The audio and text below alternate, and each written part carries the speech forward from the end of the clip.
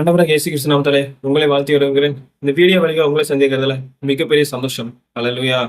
இன்றைக்கு தேவன் நியாய தீர்ப்பு கொடுக்கிற தேவனாக இருக்கிறார். நாம் திருந்தாம போகும் பொழுது, நாம் ஆண்டவர் சொன்னதை கேட்காம போகும் பொழுது, ஒரு கட்டத்துக்கு மேல ஆண்டவர் நியாய தீர்ப்பு கொடுக்கிறவராக இருக்கிறார். அல்லேலூயா. அதை பற்றி ரோமர் 1 அதிகாரம் சொல்லப்பட்டிருக்கிறது. அதாவது 21 வசனத்தை அவர்கள் தேவனை அறிந்தும் அவரை தேவன் என்று மகிமைப்படுத்தாமலும் ஸ்தோத்தரியாமலும் இருந்து தங்கள் சிந்தனைகளினாலே வீணரானார்கள். உணர்வில்லாத அவர்களுடைய இருதயம் இருளடைந்தது. ஹல்லேலூயா. அப்போ தங்களுடைய யோசனைகள், எண்ணங்கள் எல்லாத்தையும் எங்க கொடுத்தாங்க? தேவனுக்கு அகைன்ஸ்டாக கொடுத்தாங்க. தேவனை ஸ்தோத்திரியாமல், தேவனை மகிமைப்படுத்தாமல் வேறொரு காரியத்துக்காக கொடுக்கிறார்கள். ஹல்லேலூயா. எப்படி பாருங்க, தங்களை ஞானிகள் என்று சொல்லியும் பைத்தியக்காரராகி என்ன பண்றாங்க? அழிவுள்ளாத தேவனுடைய மகிமையை தங்கள் அழிவுள்ள மனுஷர்கள், பறவைகள், மிருகங்கள், ஊரு பிராணிகள் ஆகிய இவைகளுடைய ரூபங்களுக்கு ஒப்பாக மாற்றினார்கள். அல்லேலூயா. அதாவது பவுல் இந்த ரோமரை எழுத ஆரம்பிக்கும் பொழுதே ஸ்டார்டிங்ல என்ன தெரியுமா சொல்லுவாரு? நான் ஆவியோடு தொழுது கொள்கிற தேவன் அப்படின்னு சொல்லுவார் 9ஆம் வசனத்துல. தமது குமாரனை சுவிசேஷத்தினாலே என் ஆவியோடு நான் சேவிக்கிற தேவன் என்று சொல்லுவார். அல்லேலூயா. தேவன் ஆவியாக இருக்கிறார். அவரை ஆவியோடும் உண்மையோடும் தொழுது கொள்ளுங்கள் என்று இயேசு கிறிஸ்து சொல்லியிருக்கிறார். அல்லேலூயா. அவர் எல்லா இடத்துலயும் இருக்கிறாருங்க. அவருக்கு அழிவு கிடையாது. அவர் நித்தியமான தேவன். அல்லேலூயா. அவருடைய மகிமையை ஒரு ஆப்ஜெக்டுக்குள்ள நம்ம அடக்கி வைக்க முடியாது. இந்த உலகத்துக்குள்ளேயே அடக்கி வைக்க முடியாது. உலகமே அவருக்கு பத்தாதுங்க. நீங்க எப்படி ஒரு மனுஷனுடைய உருவத்தை வைத்துக்கொண்டு இவர் தேவன் என்றோ, இல்லை ஒரு விலங்கினுடைய உருவத்தை வைத்துக்கொண்டு இவர் தேவன் என்றோ சொல்ல முடியும்? அல்லேலூயா. தேவனுடைய மகிமைக்கு அளவே கிடையாது. அல்லேலூயா. இயேசு கிறிஸ்து குறித்து வசனம் சொல்கிறார், அவர் ஆதியிலே தேவனுடைய வார்த்தையாக இருந்தார். அந்த வார்த்தை தான் நமக்கு நம்மளுடைய பாவங்களை ஒப்பு கொடுக்கக்கூடிய ஒரு பலியாக மனுஷனாக பிறந்தார் என்று பார்க்கிறோம். அல்லேலூயா. அந்த இயேசு கிறிஸ்து பிறக்கும் பொழுது பாருங்க, மரியாள் யோசேப்போட இணைஞ்சிருக்க மாட்டாங்க. மரியாள் கர்ப்பவதி ஆனால், பரிசுத்தாவினால் கர்ப்பவதி ஆனால் என்று வசனம் சொல்லியிருக்கும். அல்லேலூயா. ஒரு கன்னி கர்ப்பவதி ஆகிறது நடக்காத விஷயங்க. அதாவது அவளுடைய கன்னி கழியாம அவளால கர்ப்பவதி ஆக முடியாது. ஆனால் பரிசுத்தாவினால் அது நடந்தது என்று பார்க்கிறோம். அதப்ப யோசேப்பு நினைக்கிறான், இவள் கர்ப்பவதி ஆனவுடனே இவள் ஏதோ தவறு செய்து விட்டால், இவளை தள்ளிவிட வேண்டும், யார்ட்டையும் சொல்லாம தள்ளி விட்டுறலாம் நினைக்கும் பொழுது ஒரு தூதன் சொல்லுகிறான், அவளை சேர்த்துக்கொள், ஐயப்படாதே என்று யோசேப்பு கிட்ட சொல்லுகிறான். அல்லேலூயா. அப்போ யோசேப்பு அந்த தூதன் சொல்லதை வச்சு எப்படி தேவனோடு உள்ள உறவு அவனுக்கு இருக்கு பாருங்க. பார்க்கிறதுக்கு மனைவி கர்ப்பமாய் ஆயிட்டாங்க. இந்த உலகத்துல இதுவரைக்கும் எந்த ஆண் துணையும் இல்லாமல் கர்ப்பவதி ஆனது கிடையாது. ஆனால் முதலாக பரிசுத்தாவியினாலே இயேசு கிறிஸ்து பிறப்பதற்காக அவள் கர்ப்பவதி ஆயிருக்கிறாள். ஒரு தூதன் சொல்லுகிறான், அவள் கர்ப்பவதியானது பரிசுத்தாவினாலே அவளுக்கு அந்த பையனுக்கு இயேசு என்று பேருடையாக நீ அவளை சேர்த்து கொள்ள பயப்படாது என்று சொல்லும் பொழுது நம்பிக்கையோடு அவளை சேர்த்து கொண்டான். அல்லேலூயா. அதாவது பார்க்காத ஒண்ணுங்க, நடக்காத ஒண்ணுங்க. ஆனாலும் தேவன் மேல உள்ள ரிலேஷன்ஷிப்பை பாருங்க, தேவனோடு உள்ள உறவினுடைய ஆழத்தை பாருங்க. நடக்காத ஒண்ணு. இவள் எந்த ஆணோடும் சேர்ந்து கர்ப்பவதி ஆகல அப்படின்னு ஒரு தூதன் சொல்லுகிறதே நம்பி விசுவாசித்து அவளை சேர்த்து கொள்கிறான். அல்லேலூயா. அப்படிதான் அங்க இயேசு கிறிஸ்து பிறகுறார். அதுக்கப்புறம் தான் முதல் பையனை பெறுவது வரைக்கும் தன்னுடைய மனைவியை அறியாதிருந்து, அதாவது மனைவியை பத்தி தெரிஞ்சிக்காம, அது மனசு பிரகாரமா சொல்லலாம், இல்ல உடல் ரீதியாகவும் சொல்லலாம். அதுக்கப்புறம் இயேசு கிறிஸ்து பிறந்ததுக்கு அப்புறம் தான் அவளுக்கு மனைவி அறிந்து கொண்டு பிள்ளைகளை பெற்றான் என்று பார்க்கிறோம். அல்லேலூயா. இப்போ அப்படிப்பட்ட ஒரு தேவன், வார்த்தையாக இருந்த தேவன் மனுஷனாக நமக்காக பிறந்தார். அல்லேலூயா. நம்முடைய பாவங்களுக்காக ஒப்பு கொடுக்கப்பட்டார். அல்லேலூயா. அதுக்கப்புறம் திரும்பியும் அவரு மரணத்தை சந்தித்து உயிர் தெழுந்து விட்டு திரும்பவும் எப்படி இருக்கிறார்? வார்த்தையாக தான் இருக்கிறார். ஏன்னா கடைசியில நீங்க வெளிப்படுத்தல பாத்தீங்கன்னா அவருடைய நாமம் தேவனுடைய வார்த்தை என்பது, அதுல அவருடைய நாமம் ஆட்டுக்குட்டியானவர் அப்படின்னு இருக்கும். அல்லேலூயா. அப்போ அவர் எப்படி நாம ஒரு உருவத்தை வைத்து, இல்லை இதை வைத்து அதை வைத்து இதுதான் தேவன் என்று நாம் ஒப்பிட முடியும்? எதற்கும் நிகரானவர் அவர் அல்ல. அல்லேலூயா. அப்படி தாங்களே ஏதோ ஒரு வகையில இந்த உலகத்துல தேவன் தன்னை வெளிப்படுத்துகிறார். ஆனாலும் நான் இதை ஏற்றுக்கொள்ள மாட்டேன் என்று தன்னுடைய சுய நீதியிலும் தன்னுடைய சுய கிரியைகளிலும் போகும் பொழுது தேவன் என்ன செய்கிறார் தெரியுமாங்க? அங்க பாருங்க, இதன் நிமித்தம் அவர்கள் இருதயத்தில் உள்ள இச்சைகளினாலே ஒருவரோடு ஒருவர் தங்கள் சரீரங்களை அவமானப்படுத்ததாக தேவன் அவர்களை அசுத்தத்திற்கு ஒப்பு கொடுத்தார். அல்லேலூயா. இப்போ தேவனே ஒப்பு கொடுக்கிறார். எங்க தேவன் தூரமா போறாரோ அங்க பாவம் அதிகமாக வரும். அங்கே கண்ட விஷயங்கள் எல்லாம் அதிகமாகும், அசுத்தம் எல்லாம் அதிகமாகும். அதனாலதான் இங்க தேவன் ஒப்பு கொடுக்கிறார் மட்டும் இல்ல, தேவன் தானாவே தூரம் போயிட்டாலுமே தானாவே நமக்குள்ள எல்லா பாவங்களும் எல்லாம் வந்துடும். தேவன் நம்ம கிட்ட நெருங்க நாம் தேவன் கிட்ட நெருங்க பாவம் தானா ஓடி போயிடும், பரிசுத்தம் தானா வந்து விடும். அல்லேலூயா. இப்போ அவங்க தேவனை விட்டு தூரம் போகிறதுனால அங்கே அவர்கள் சரீரங்களை அசுத்தமான விஷயங்களுக்கு ஒப்பு கொடுத்தார், தேவனை ஒப்பு கொடுத்தார் என்று பார்க்கிறோம். அல்லேலூயா. இன்றைக்கு தேவப்பிள்ளைகளே, தேவனை விட்டு தூரமா இருக்கிறவங்களுக்கு நாம ஜெபம் செய்ய வேண்டியது என்ன தெரியுமாங்க? அவங்கள ஆசீர்வதிக்கும்படி இல்ல, அவர்களை சாத்தானிடத்தில் ஒப்பு கொடுங்க. அவர்கள் சரீரங்களை அசுத்தத்திற்கு ஒப்பு கொடுங்க. சோ தட் அவங்கள் பாவிகள் என்று முதல்ல அவங்களுக்கு தெரியட்டும். அவங்களுக்கு தெரிஞ்சு அவங்க தேவன்கிட்ட வரட்டும் என்பதுதான். அல்லேலூயா. ஏனென்று சொன்னால், ஒரு சில சின்ன பாவங்களை செய்து வாழ்றவங்க, அவனை காட்டிலும் நான் சின்ன பாவம் தானே செய்றேன், இவனை காட்டிலும் நான் சாதாரணமா தான் வாழ்றேன், கரெக்டா தானே செஞ்சேன், என் பார்வைக்கு கரெக்டா இருக்கு அப்படின்னு நினைக்கிறாங்க. தவறுங்க. தேவன் பார்வைக்கு எல்லாருமே பாவிகள் தான். ஒரு நீதிமான் இல்லை இந்த உலகத்துல. எல்லாரும் பிறக்கும் பொழுது அந்த முதல் மனுஷன் ஆதாம், பாவத்தின் ரத்தம் அவனுக்குள்ள இருந்தது இல்லையா, அதுதான் எல்லாருக்குள்ளயும் இருக்கிறது. அல்லேலூயா. எல்லாரும் ரட்சிக்கப்பட வேண்டும், எல்லாரும் மனம் திரும்ப அவசியமானது இருக்காது. அல்லேலூயா. அப்போ அது நிமித்தம் அது மட்டும் இல்ல, அவர்கள் தேவனுடைய சத்தியத்தை பொய்யாக மாற்றி சிருஷ்டிகரை தொழுது கொள்ளாமல் சிருஷ்டியை தொழுது கொண்டார்கள். கிரியேட்டர், உருவாக்கினவரை தொழுது கொள்ளாமல் இந்த உலகத்தில் அவர் உருவாக்கினவைகளை தொழுது கொள்கிறார்கள். அதனால் அதனால் அவர்களை இழிவான இச்சைரவங்களுக்கு ஒப்பு கொடுத்தார். அந்தபடி அவர்கள் பெண்கள் சுபாவ அனுபவத்தை சுபாவத்துக்கு விரோதமான அனுபவமாக மாற்றார்கள். எவ்வளவு அவலட்சணமான ஒரு விஷயத்துக்கு ஆண்டவர் ஒப்பு கொடுத்தாராம்.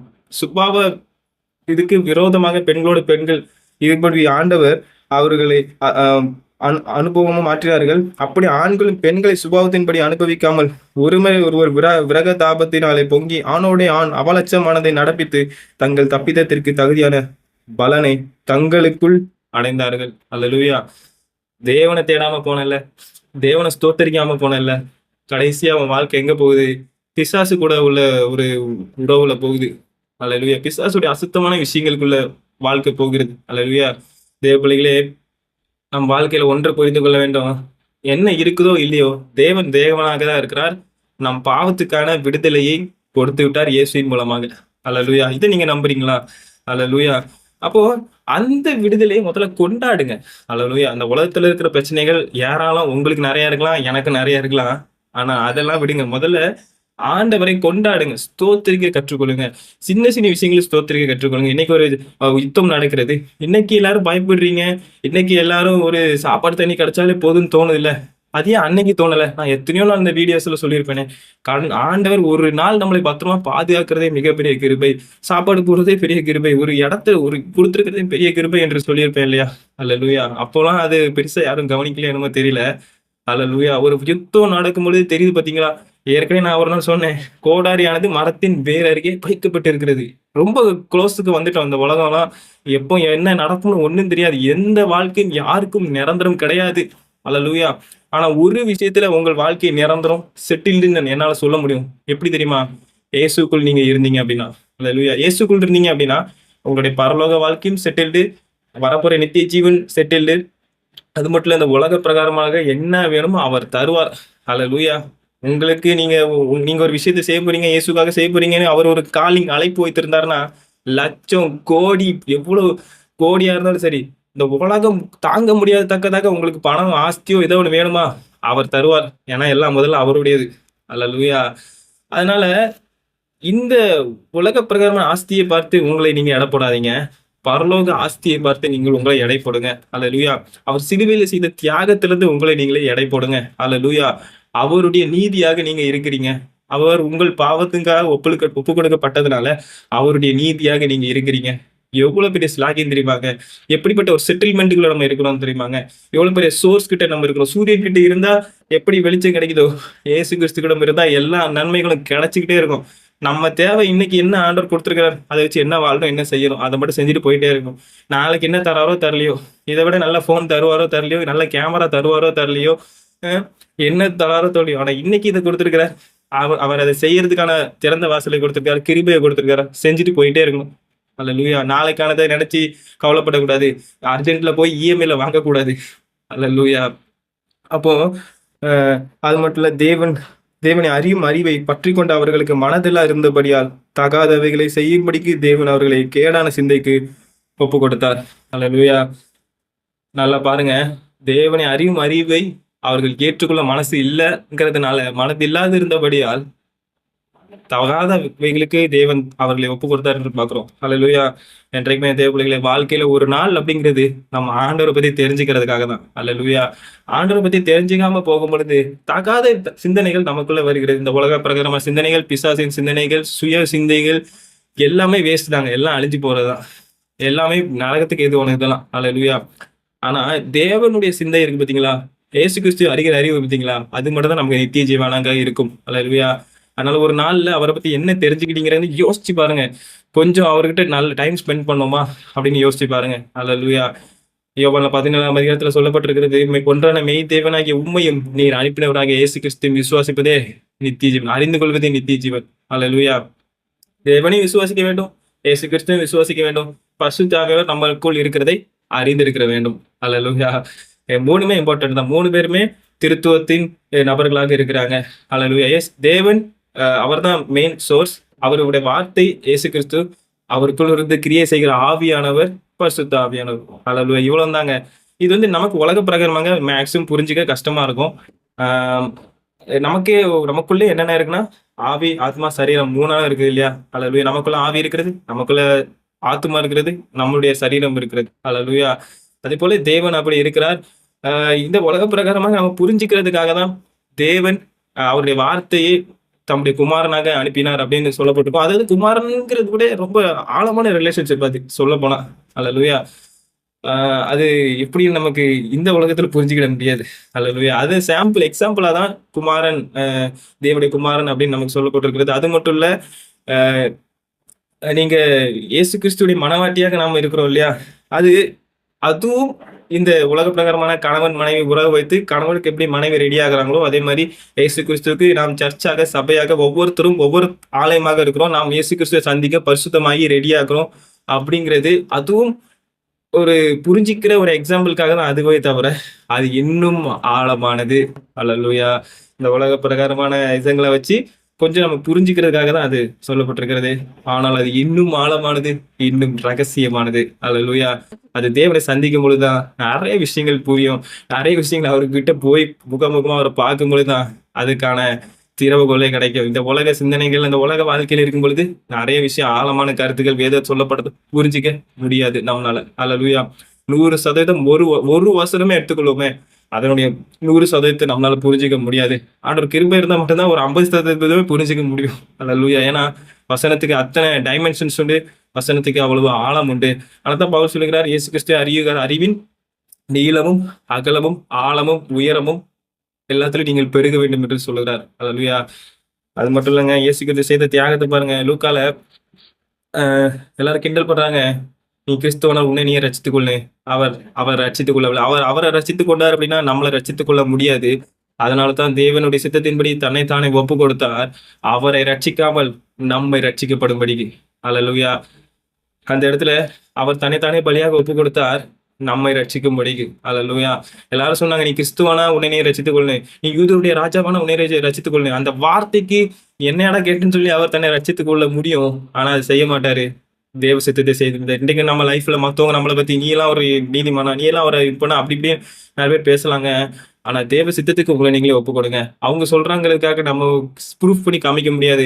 தேவ சித்தத்தை ஒப்பு கொடுத்து தேவ சித்தத்தை செய்து முடிங்க. ஒரு நாள் ஆண்டவர் நம்மை ப்ரூஃப் பண்ணுவார். அல்லேலூயா. இயேசுவை நீதிமான், இயேசு யூதருடைய ராஜா, இயேசு கிறிஸ்து மெய் தேவனுடைய குமாரன் என்று அவர் உயிர்த்தல வைத்து அவரை நிரூபித்தார். அல்லேலூயா. அவர் தேவகுமாரன் என்று அவர் ஜீவனை விடும் பொழுதே ஒருத்தர் ரட்சித்தான். பாத்தீங்களா? ஒருத்தர் ரட்சிப்படாம். நூற்றுக்கு அதிபதி இவர் மெய்யாகவே தேவனுடைய குமாரன். ஏன் உயிர் போற நேரத்துல ஒருத்தர் மன்னிப்பானா? யாரையாவது அவங்களை சிலுவையில அரைஞ்சவங்களை மன்னிப்பானா? இப்படி மன்னித்தார் இவர் தேவகுமாரன் என்று. அல்லேலூயா. இயேசு கிறிஸ்துவோட நெருங்க இயேசுவின் சுபாவங்கள் நமக்கு வரும். அவனுக்கு இயேசுவின் சுபாவம் வந்துருச்சு, அங்கேயே விசுவாசிக்க ஆரம்பிச்சுட்டா. அங்கேயே அல்லேலூயா. இயேசு கிறிஸ்துவோட தூரம் போக போக அவிசுவாசம், பிசாசின் சுபாவங்கள் வரும். அல்லேலூயா.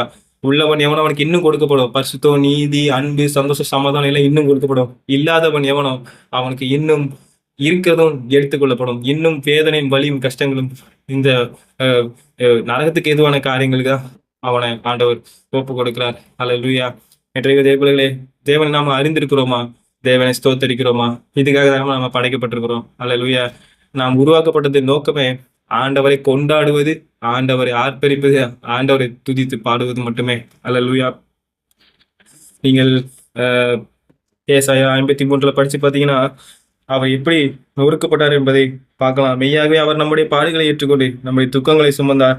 நாமோ அவர் தேவனால் அடிக்கப்பட்டு வாதிக்கப்பட்டு சிறுமைப்பட்டவர் என்று எண்ணினோம். நம்முடைய மீறுதல்களின் நிமித்தம் அவர் காயப்பட்டு நம்முடைய அக்கிரமங்களின் நிமித்தம் அவர் நொறுக்கப்பட்டார். நமக்கு சமாதானத்தை உண்டு பண்ணும் ஆக்கினை அவர் மேல் வந்தது. அவருடைய தழும்புகளால் குணமாகிறோம். அல்லேலூயா. பாருங்க, நம்மளுடைய பாடுகளை ஏற்றுக்கொண்டு நம்மளுடைய துக்கங்களை சுமந்தார். அல்லேலூயா. நம்முடைய அக்கிரமங்களை அஹ், இ- தீர்க்கும் நியாய தீர்ப்பு அவர் மேல் வந்ததாமா. அல்லேலூயா. பாவத்துக்கும் மேல அக்கிரமம். பாவம்னா ஓரளவு தெரிஞ்சு ஏதாவது தெரியாம செய்யறதுதான். அதுக்கு மேல தெரிஞ்சு ரொம்ப வேணும்னே செய்யறது அக்கிரமம். செஞ்சுக்கிட்டே இருக்கிறது பாவம், திரும்ப திரும்ப செஞ்சுட்டு இருக்கிற அக்கிரமம். அதையும் ஆண்டவர் நமக்காக மன்னிச்சிருக்கிறார். அல்லேலூயா. எவ்வளவு பெரிய கிருபை பாருங்க. அல்லேலூயா. தேவன் ஒரு நொடி பொழுது இயேசுவை கைவிட்டார். பாவத்து நிமித்தம் அவர் சிலுவையில் அறையப்பட்டு முழுவதும் பாவமாக மாறுபொழுது தேவன் இமை பொழுது கைவிட்டார். தேவனே தேவனே ஏன் என்னை கைவிட்டீர் என்று இயேசு கிறிஸ்து சொல்கிறார். அல்லேலூயா. ஆனால் நீடிய இரக்கங்களால் அவரை சேர்த்து கொண்டார். நம்மையும் நீடிய இரக்கத்தால் சேர்த்து கொண்டார். அல்லேலூயா.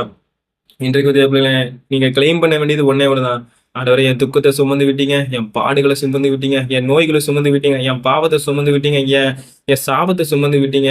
ஆண்டவரே, என் வாழ்க்கையில தரித்திரமா இருக்கிற, கேவலமா கஷ்டமா இருக்கிற எல்லாத்தையும் நீங்க சுமந்து விட்டீங்க. அல்லேலூயா.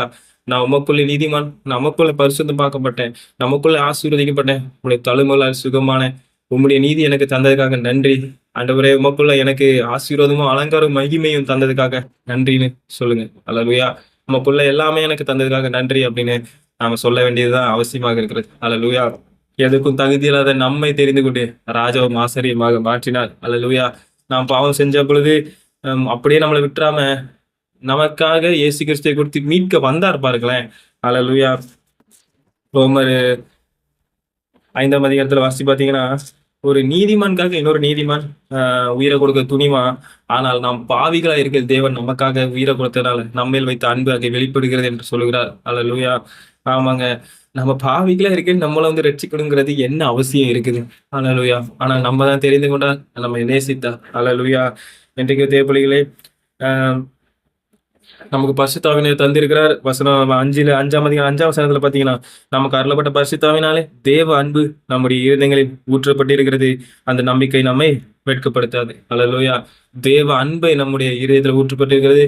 பரிசுத்தாவின் சுபாவங்கள் நம்முடைய இருதயத்தில் ஊற்றப்படுகிறது. அன்பு, அமைதி, சந்தோஷம், சமாதானம், பொறுமை, நீடிய நீடிய பொறுமை, தயவு, நற்குணம், சாந்தம், இச்சையடக்கம் எல்லாத்தையும் நமக்கு தந்து விட்டார். அல்லேலூயா. என்றைக்கு தேவைப்பிள்ளைங்களே, அதுல நாம வளருவோம். ஆவின் கனிகள்ல வளருவோம். அல்லேலூயா. அது மட்டும் இல்ல, நமக்கு ஆக்கினை தீர்ப்பு இல்லை அப்படிங்கிறது 9ஆம் வசனத்துல பாத்தீங்கன்னா, இப்படி நாம் அவருடைய ரத்தத்தினாலே நீதிமான்களாக்கப்பட்டிருக்க கோபாக்கினைக்கு நீங்களாக அவரால் ரட்சிக்கப்படுவது அதிக நிச்சயமாமே. அல்லேலூயா. இன்றைக்கு இயேசு கிறிஸ்து விசுவாசிக்கிற யாரோ அவருடைய ரத்தத்தினாலே நாம் நீதிமான்களாக்கப்பட்டிருக்கிறதுனால கோபாக்கினைக்கு நாம் நீக்கப்படுகிறோம். அல்லேலூயா. இந்த உலகத்துல இயேசு கிறிஸ்துவுடைய சுவிசேஷத்தை தள்ளினவர்களும் சரி, இல்ல ஒருவேளை இயேசு கிறிஸ்துவை பற்றி அறியாம போனாலும் சரி, பாக்குறதுக்கு எல்லாத்தையும் கொடுத்திருக்கிறாரே. ஏதோ ஒரு வகையில தேவனை தெரிந்து கொள்வதற்கு ஒரு உண்மையுள்ள இருதயம் இருந்தா போதுங்க, எப்படினாலும் ஆண்டவர் ரட்சித்துருவார். உண்மையதான் சொல்றேன். அல்லேலூயா. ஒரு உண்மையுள்ள இருதயம் தேவன் எங்கன்னு தேடினீங்கன்னா ஒரு நாள் அவர் உங்களை தொட்டு ரட்சித்து விடுவார். அல்லேலூயா.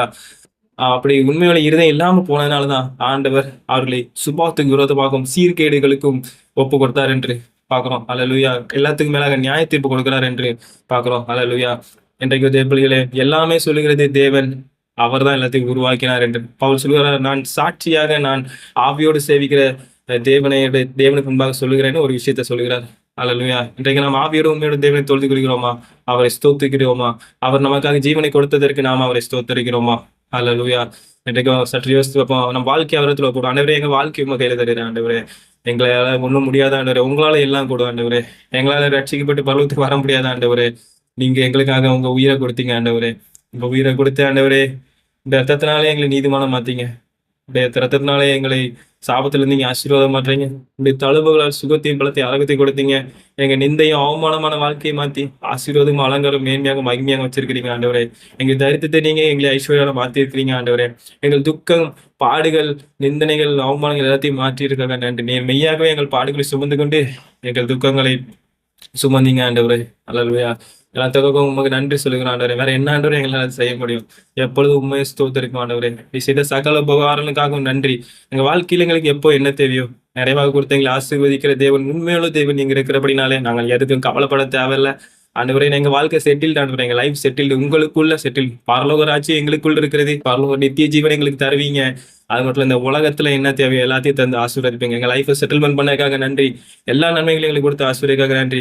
உங்க ஜீவனுள்ள நாட்கள்ல நன்மை கிருபைகள் தொடர்பை செய்யறதுக்காக நன்றிங்க ஆண்டவரே. திருப்தியாக எங்களை ஆசீர்வதிக்காக நன்றி.